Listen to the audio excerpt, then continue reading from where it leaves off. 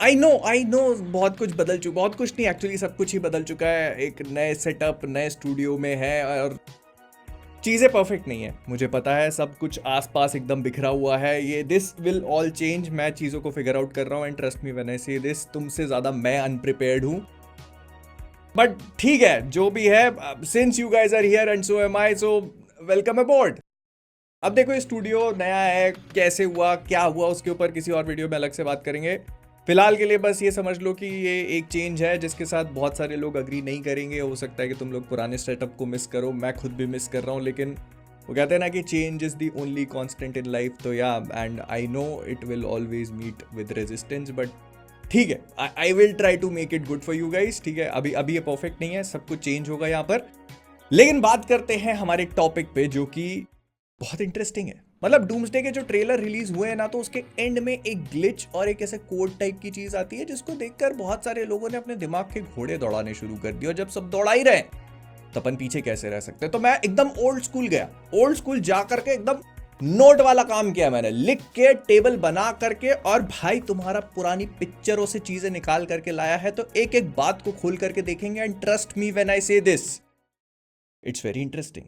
जो भी तुमको दिखाया गया ना, सब कुछ डेलिबरेट है। स्पेशली रूसो ब्रदर्स की वो जो पोस्ट आई थी कि जो तुम देख रहे हो लुक क्लोजली और सब चीजें कहानी बता रही हैं। तो ये जो ग्लिचेस है ना, ये कोई भी कोइंसिडेंस नहीं है। और इन टाइम स्टैम्प्स को चेक करने के बाद तो मैं काफी श्योर हो चुका हूं। तो सबसे पहले बात करते हैं स्टीव रॉजर्स वाले ट्रेलर के साथ में। ठीक है, उसके एंड में हम लोगों को एक ग्लिच देखने को मिलती है जिसमें कुछ टाइम स्टैम्प्स है 1E24 बर, और फिर उसके बाद वो 0200 करके। तो देखो इस चीज को लेकर एक कॉमन कंसेंसस ये था कि ये सारी ग्लिचेस एक्चुअली में एवेंजर्स एंड गेम से रिलेटेड है। मतलब एवेंजर्स एंड गेम के टाइम स्टैम्प से ये जो ये नंबर दिखाया गया है, अगर तुम लोग 1 घंटे 24 मिनट पे एवेंजर्स एंड गेम में जाके देखोगे तो तुमको इस पूरी चीज की बढ़िया हिंट मिलेगी, और वो मिलती भी है। मतलब एवेंजर्स एंड गेम के 1 घंटा 24 मिनट वाले टाइम स्टैम्प पे जाने पे हमें ब्रूस बैनर और एंशिएंट वन के बीच में जो इन्फिनिटी स्टोन्स को लेकर कन्वर्सेशन हो रही है ना, वो देखने को मिलती है। और सबको पता है कि वो कितनी ज्यादा इंपॉर्टेंट है इस पूरे मल्टीवर्स के क्रिएशन में, बिकॉज उस टाइम पे एंशिएंट वन ब्रूस को वार्न करती है कि अगर तुमने किसी भी टाइमलाइन से कोई भी इन्फिनिटी स्टोन गायब किया है तो वो टाइमलाइन बहुत बड़े खतरे में पड़ जाएगी। बिकॉज इन्फिनिटी स्टोन्स जो है वो टाइम के फ्लो को क्रिएट करते हैं, ऐसा एंशिएंट वन का कहना था।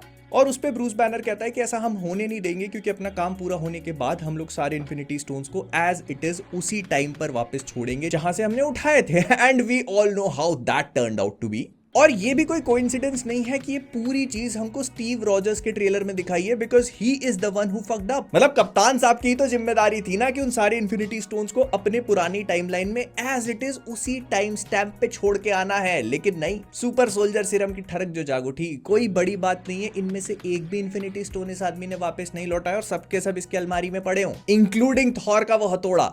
एंड एंड गेम वाले इस टाइम स्टैम्प को देखने के बाद मुझे समझ में आ गया कि कोई कोइंसिडेंस नहीं है। ये जो भी टाइम स्टैम्प इन लोगों ने छोड़े हैं ना, बहुत डेलिबरेट है। और फिर मैंने सोचा कि सिर्फ एंड गेम क्यों, इन्फिनिटी वॉर का भी देख लेते हैं। तो इन्फिनिटी वॉर में एग्जैक्ट 1 घंटा 24 मिनट नहीं, लेकिन 1 घंटा 23 मिनट 45 सेकंड पे गेस करो कौन सा सीन है। डॉक्टर स्ट्रेंज जब वो पूरी 14 मिलियन आउटकम्स देखते हैं ना, जिसमें से सिर्फ एक एवेंजर्स जीत रहे हैं, वो वाला scene. And like I said, ये कोई कोइंसिडेंस नहीं। हाँ 15-20 सेकंड थोड़े बहुत आगे पीछे हैं, but you get my point. पूरी की पूरी इन्फिनिटी वॉर में एक वही सीन था जो मल्टीवर्स को लेकर एक छोटी सी हिंट देता है कि कैसे डॉक्टर स्ट्रेंज टाइम में आगे जाकर पॉसिबिलिटीज को इमेजिन कर रहे हैं। और बहुत सारी थ्योरीज का ये भी मानना है कि डॉक्टर स्ट्रेंज ने हो सकता है कि आयरन मैन या हमारे टोनी स्टार्क का डॉक्टर डूम वाला ट्रांजिशन देख लिया, उसको पता हो कि ये बंदा जो है क्या कुछ कर सकता है। इसी वजह से उन्होंने सोचा कि एंड गेम में इसको मार डालो। तो इन्फिनिटी वॉर का ये वाला सीन भी काफी इंपॉर्टेंट हो गया। फिर इसके बाद मैंने सोचा ठीक है, मल्टीवर्स से रिलेटेड और भी कुछ मूवीज हैं। बाकी सब में तो कुछ इतना खास मिला नहीं, लेकिन फिर एक पिक्चर आई थी जिसका नाम मल्टीवर्स ऑफ मैडनेस था। हालांकि इसमें बहुत ज्यादा मल्टीवर्स वाला एलिमेंट था नहीं, लेकिन 1 घंटे 24 मिनट पे गेस करो यहाँ पे कौन सा सीन है। जब ये लोग गैप जंक्शन में पहुंचते हैं ना, जहां पर वो बुक ऑफ विशांति होती है, वो वाला। एंड आई नो सुपरफिशियली देखने पे ऐसा समझ में आ सकता है कि नहीं बहुत ज्यादा इंपॉर्टेंट क्या है इसमें, कोई मल्टीवर्स थोड़ी ना दिखा रहे। लेकिन ये जो स्पेस है ना, मतलब गैप जंक्शन जो है, वो सारी यूनिवर्सेस के बीच में एग्जिस्ट करने वाली एक जगह है। और मुझे लगता है कि अगर इसको ठीक से यूज किया जाए तो काफी सिग्निफिकेंट हो सकता है। इसका रीजन बहुत ही सिंपल है, क्योंकि अगर पूरा मल्टीवर्स डिस्ट्रॉय हो रहा है तो कोई ऐसी जगह होगी जहां पर डॉक्टर डूम अपना बेस एस्टैब्लिश करेगा, और वहीं से वो पूरे मल्टीवर्स को ट्रैवल करने की कोशिश कर सकता है, बिकॉज सीक्रेट वॉर्स का जो प्रीलूड कॉमिक बुक है ना, टाइम रन्स आउट, वहां पर वो यही करता है। वो लाइब्रेरी ऑफ वर्ल्ड्स नाम की एक जगह पे पहुंचता है जो पहले बियॉन्डर्स का घर था, फिर उसको अपना ही घर बना लेता है जिसमें मल्टीपल कमरे होते हैं और उसी से आप पूरे मल्टीवर्स को एक्सेस भी कर सकते हो। ये अपना नाम तक बदल लेता है ताकि सुपर हीरोज जब यहाँ पे पहुंचे तो उसको आइडेंटिफाई भी ना कर पाए। लेकिन डूम्सडे वालों ने अगर मल्टीवर्स ऑफ मैडनेस को थोड़ा भी कंसिडर किया है, जो थोड़े कम चांसेस इस बात के, लेकिन किया है, तो हो सकता है कि गैप जंक्शन जो पूरी जगह है ये थोड़ा इंपॉर्टेंट रोल प्ले करे। But then I went a step further और मैंने सोचा कि सिर्फ मूवीज क्यों, जब कॉमिक बुक्स पे अपन इतनी बात करते हैं, इतना ज्ञान बांटते हैं, तो एक बार वहां भी नजर मार लेते हैं। तो गेस करो कैप्टन अमेरिका के इशू नंबर 24 जो कि अभी रिसेंटली आया था, उसमें हमें क्या देखने को मिलता है। इसमें स्टीव रॉजर्स जो है वो सुपर सोल्जर सीरम की पावर्स लूज करने लगता है, उसका अपनी पूरी आइडियोलॉजी से भरोसा उठ जाता है और फिर वो मेंटल संभालता है सैम विल्सन। मतलब ये पहली कॉमिक बुक थी जहां पर सैम विल्सन कैप्टन अमेरिका के रूप में इमर्ज करता है। वो एक बॉम्ब को आसमान में लेके जाता है और ऑलमोस्ट अपने आप को सैक्रिफाइस कर ही देता है और इसके बाद सब लोग कन्विंस हो जाते हैं कि नहीं, इसी को कैप्टन अमेरिका बनना चाहिए। अब to be honest I find it hard to believe कि रूसोस ने इन सारी चीजों पर ध्यान दिया होगा कि भाई 1:24 लिख देते हैं और ये सब कुछ कवर हो जाएगा। I think this is a mere coincidence कि infinity War, Multiverse of Madness और ये कॉमिक बुक सारी की सारी चीजें कोरिलेट हो रही है। मतलब हो सकता है कि उन्होंने एक दो चीजें सोची हो, लेकिन उसके अलावा जो कुछ भी है ना, ये कोइंसिडेंस और छोटा मोटा नहीं। एक पत्थर से इन्होंने एक चिड़िया नहीं, चिड़िया घर मार दिया है। फिर इसके बाद हम लोग आते हैं थॉर के ट्रेलर पे। तो थॉर के ट्रेलर के एंड में हमको ये वाले टाइम स्टैम्प्स देखने को मिलते हैं। सब कुछ सिमिलर है, बस 17 नंबर चेंज हो चुका है, तो ये भी मुझे नहीं लगता कि कोइंसिडेंस होगा। एंड नेचुरली मैं सबसे पहले एंड गेम की तरफ गया, वहां पे 1 घंटे 17 मिनट का जो टाइम स्टैम्प है, वो वाला सीन भी इंटरेस्टिंग से कम नहीं है। इसमें हमको एवेंजर्स 1 वाली टाइमलाइन दिखाई जाती है जब ये लोग लोकी को प्रिजनर बना के लेके जा रहे थे, और हालांकि पूरा इंटरैक्शन वो जो सबसे ऊपर वाले टॉवर में ही है, लेकिन इसके बाद के जो इवेंट्स है हम सबको पता है कि वो कितने इंपॉर्टेंट है मार्वल के मल्टीवर्स के लिए। मतलब लोकी का टेसरैक्ट को लेके भागना, फिर TVA का वहां पे अपीयर होना, फिर लोकी के सीजन 1 सीजन 2 के सारे इवेंट्स, यही वो बटरफ्लाई इफेक्ट है। और तो और हम लोग यहीं पर captain America versus captain America की बैटल भी देखते हैं, जहां पर कैप्टन अमेरिका एक बार फिर से हक देते हैं और सब चीजें रिवील हो जाती है। भाई किसने चुना था इस आदमी को इन्फिनिटी स्टोन्स वापस करने के लिए? मेरे को पहले एक काम ठीक से, इसने हर कहीं इन सब लोगों का कवर ब्लो के, कैसे है ये कैप्टन अमेरिका? कैसा ये? मतलब I mean, जब विंटर सोल्जर में छुपने के लिए सिर्फ एक टोपी का इस्तेमाल कर रहा था ना, तभी समझ जाना चाहिए कि this is not the perfect guy for this job. लेकिन हाँ, एक चीज भूलना नहीं कि हमको लोकी के सीजन 1 में दिखा दिया था कि इस पूरी टाइमलाइन को TVA वालों ने इरेज कर दिया है, तो फिर I don't know how this is going to play out. लेकिन फिर हम लोग आते हैं कॉमिक बुक्स की तरफ। तो कॉमिक बुक्स में थॉर के इशू 17 में कुछ भी इंटरेस्टिंग नहीं है। पता है इंटरेस्टिंग कहां पर है? लोकी के इशू 17 में। मैं बात कर रहा हूं एजेंट्स ऑफ एसगार्ड सीरीज की। उसका जो इशू 17 है ना, वो इस सीरीज का लास्ट इशू है और इसमें लोकी जो है वो गॉड ऑफ स्टोरीज बनता है। Although it's not as dramatic as जो हमने लोकी के सीजन 2 के एंड में देखा था, बट स्टिल ये काफी बैडास मोमेंट है। वो जाता है और जो गॉड्स के गॉड्स होते हैं ना, उनको कन्फ्रंट करता है। वो कहते हैं कि तुमने पूरी दुनिया बर्बाद कर दी, जो हो भी जाती है। मतलब the entire multiverse is dead. और वहां पे लोकी जाकर के गॉड्स को कन्फ्रंट करता है कि तुम हमारी वजह से एग्जिस्ट करते हो। और इतना ही नहीं, यहां पर लोकी अपने खुद के यंगर वर्जन को भी कन्फ्रंट करता है। उन लोगों की आपस में बातचीत होती है और काफी बढ़िया आर्क है अगर तुम पढ़ना चाहो तो। बट मैं इस पूरी चीज से बताने की कोशिश कर रहा हूं कि यहाँ पे अगर रूसो ब्रदर्स ने कॉमिक बुक्स को कंसिडर किया है, जो I personally don't think, but ये बस ऐसा है कि थ्योरी बनाने के लिए अपन बना देते हैं, मजे करने में क्या जा रहा है। तो लोकी जो फिलहाल इतनी डंडियों को पकड़, मतलब ब्रांचेस को पकड़ के बैठा हुआ है ना टाइमलाइंस की, ये काफी हद तक वैसा ही मोमेंट है कॉमिक बुक्स में और यहीं पर क्रिएट होता है लगभग। फिर आते हैं हम लोग एक्समेन वाले ट्रेलर पे। इसके एंड वाला टाइम स्टैम्प जो है वो 11 वाला है, तो मैंने सोचा कि ठीक है, एवेंजर्स एंड गेम को जाके देख लेते हैं। 1 घंटा 11 मिनट्स पे जो सीन आया उसको लेके मैं थोड़ा कंफ्यूज हो गया, क्योंकि ठीक है ये इंटरेस्टिंग है, लेकिन कहीं से भी ये मल्टीवर्स वाली चीज को कैसे क्रिएट किया गया वो नहीं बताता। इसमें हम थॉर और रॉकेट के इंटरेक्शन को देखते हैं जब वो लोग एसगार्ड में जाते हैं और थॉर अपनी माँ को देखकर इमोशनल होता है। तो यहां से 2-3 चीजें अगर लेनी है तो इनका पूरा ट्रेलर काफी इमोशनल था। लाइफ और डेथ के बारे में बात कर रहे थे कि how it difficult it is to face your fears, but still मौत के टाइम पर तुम्हें अपने फियर्स को फेस करना ही पड़ेगा। और यहाँ पर इन अ वे थॉर भी यही चीज एक्सेप्ट करता है। उसे पता है कि उसकी माँ कुछ ही पलों में शायद मरने वाली है, लेकिन फिर भी वो उनसे बात करता है। और ये बहुत ही प्रोबेबली एवेंजर्स एंड गेम के सबसे इमोशनल मोमेंट्स में से एक था। Also this could just be Russos messing with us, because वो डेडपूल में था ना, why was Thor crying, Thor is crying here. लेकिन फिर मैंने सोचा कि ठीक है, जब बाकी मूवीज की बात कर रहे हैं तो एक्समैन की टाइम ट्रैवल पिक्चर पे भी बात कर लेते हैं। वहां पर भी इन लोगों ने कुछ कुछ कांड किए थे।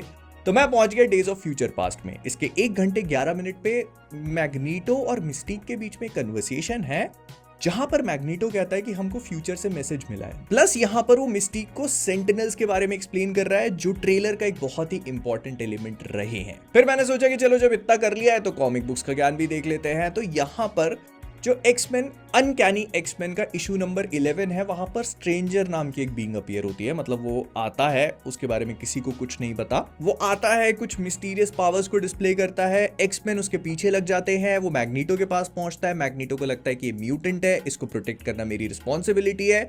एक्समैन और मैग्नीटो का जो ब्रदरहुड ऑफ म्यूटेंट्स है, उनके बीच में एक फाइट होती है। अल्टीमेटली ये पता चलता है कि स्ट्रेंजर एक्चुअली में म्यूटेंट नहीं बल्कि एक कॉस्मिक बीइंग है। और उस टाइम पर ना मार्वल वालों के दिमाग में कोई आइडिया नहीं था कि उनको वन अबव ऑल, बियॉन्डर्स, ये सब क्रिएट कर रहे हैं। उन्होंने बस एक ऐसी बीइंग क्रिएट करी जो कि म्यूटेंट और सुपर हीरो से परे थी, और अल्टीमेटली वो मैग्नीटो को उठा के भी ले जाता है। तो अगर रूसोस ने जानबूझकर यहाँ पर 11 नंबर का टाइम स्टैम्प छोड़ा है, तो मे बी ऐसा हो सकता है कि अनकैनी एक्समैन 11 की तरफ इशारा हो, जहां पर बियॉन्डर का एक वर्जन देखने को मिलता है। क्योंकि बियॉन्डर्स जो है वो सीक्रेट वॉर्स का एक बहुत इंपॉर्टेंट पार्ट है। अब हमको मूवी में देखने को मिलेगा कि नहीं ये नहीं पता, लेकिन जो है वो मैं तुमको बता दे रहा हूं। ऑल्दो आई सीरियसली डाउट कि हमको इतना सब कुछ डूम्सडे या सीक्रेट वॉर्स में देखने को मिलने वाला है। ये मतलब एक्समैन के भी बहुत बाद की कहानी हो गई। तो मैंने तुमको बस ऐसे ज्ञान के लिए बता दिया कि कल को पूछे तो पता तो होना चाहिए। फिर आते हम लोग वकांडा वाले ट्रेलर पे, डूम्सडे के। तो यहाँ पे ना इंटरेस्टिंग चीज होती है। सबसे पहले हमको जो टाइम स्टैम्प देखने को मिलता है वो 4 लिखा हुआ है, मतलब 04 लिखा हुआ है। तो एवेंजर्स एंड गेम 1 घंटा 4 मिनट वाला टाइम स्टैम्प। लेकिन हिंदी वाले ट्रेलर में एक अलग टाइप की ग्लिच हुई, और वो था कि नंबर तो कुछ कुछ वैसे ही है, लेकिन जैसे थोड़ा कुछ अलग पैटर्न बन गया। तो मैंने इसको और ध्यान से ऑब्जर्व करने की कोशिश करी, एंड देन आई रियलाइज्ड कि ये वही सेम ग्लिच है, बस जो लेटर्स है ना वो एक दूसरे पे ओवरलैप कर गए हैं, और कुछ नहीं। तो ज्यादा दिमाग मत लगाओ, इट इज सेम थिंग। और यही सेम उन्होंने जर्मन ट्रेलर पे भी किया है। वो रेंडरिंग में थोड़ी प्रॉब्लम आ गई होगी, बाकी सब कुछ सेम ही है। तो मैं पहुंच गया एवेंजर्स एंड गेम के 1 घंटे 4 मिनट पे। तो यहाँ पर हमें पूरे इन्फिनिटी स्टोन्स का ग्रैंड प्लान दिखाया जाता है। जब वो लोग बात करते हैं ना कि एक इन्फिनिटी स्टोन मोरैक पे है, फिर दूसरा वॉरमिर पे है।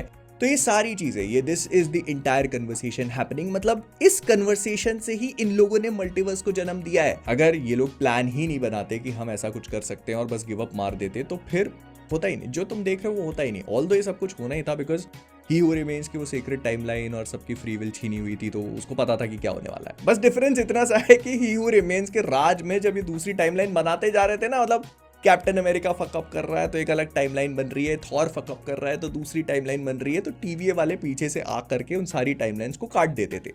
लेकिन जब से लोकी ने मतलब वो ब्रांचेस पकड़ी है टाइमलाइन की, तो वो सारी फैलता जा रहा है, और इसी वजह से ये सारे इनकर्जन हो रहे हैं। फ्री विल, समझ रहे हो तुम, गुलाम बना के रखो। और फिर मैं वकांडा फॉरएवर देखने गया। मैंने सोचा देखें यहाँ पे 1 घंटा 4 मिनट पे क्या है। तो यहाँ पर पहली बार इसी टाइम स्टैम्प पे शूरी और नेमोर की मुलाकात होती है। मतलब नेमोर आकर के उनको पहले धमकी दे देता है, लेकिन इस टाइम स्टैम्प पे वो लोग एक्चुअली पहली बार एक कन्वर्सेशन करते हैं। फिर मैंने सोचा कि चलो ठीक है, कॉमिक बुक को भी खंगाल लेते हैं। तो वकांडा, नेमोर, ब्लैक पैंथर, इनकी कॉमिक बुक में कुछ भी इंटरेस्टिंग नहीं है। इंटरेस्टिंग पता है क्या है? फैंटास्टिक फोर के इशू नंबर 4 में, क्योंकि वहां पे नेमोर का इंट्रोडक्शन होता है। अब देखो, ये जो कुछ भी मैंने तुमको बताया, आई अंडरस्टैंड कि मैं बहुत ज्यादा रीच करने की कोशिश कर रहा हूं, और रूसोस का इतना इंटेंशन नहीं था बताने का, बट मुझे मजा आता है। मैं चीजों को डिकोड करना पसंद करता हूँ। मुझे कोई भी ब्रेक डाउन होता है वो करने में बहुत मजा आता है। I like finding out small things, और this is the fun part. अगर मूवी आ रही है तो हम उसको सेलिब्रेट करते हैं ना। ये जरूरी थोड़ी ना है कि हर एक थ्योरी सच हो। तुमने 10 मिनट के लिए मान लिया ना तो वो सच हो गई।